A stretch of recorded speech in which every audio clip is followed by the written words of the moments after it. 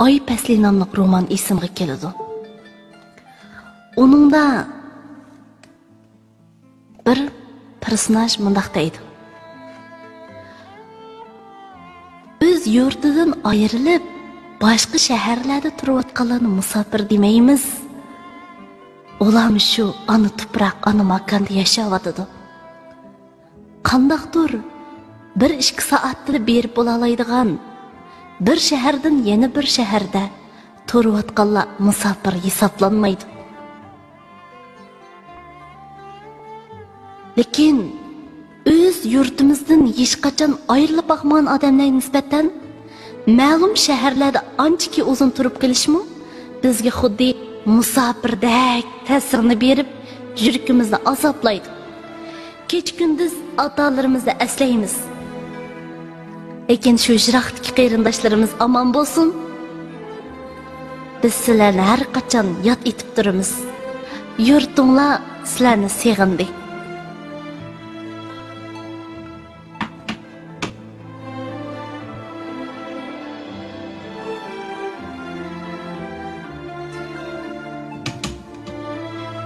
Musafir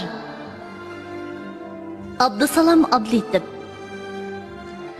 Selib hayot dengiziga umid nomliq bir kema o'zga yurti bechora sarson bo'lgan musafir ota-ona do'st yoran kirib har kun tushiga yig'lab laxti yuriki vayron bo'lgan musafir kunduz silab mashqi tikkan ashu keshtini aslab güzel çağlarni yosh eqitgan musafir uchrab qolsa yurtdishi yiqib uni ko'ziga xuddi guhar topgandek xush bo'lib ketgan musafir o'z yurtiki vaqtida ota-ona yinida o'zga yurti piraqda qon yig'ilgan musafir baxti uchun tartikib o'zga yurti yigona arsi yo'lar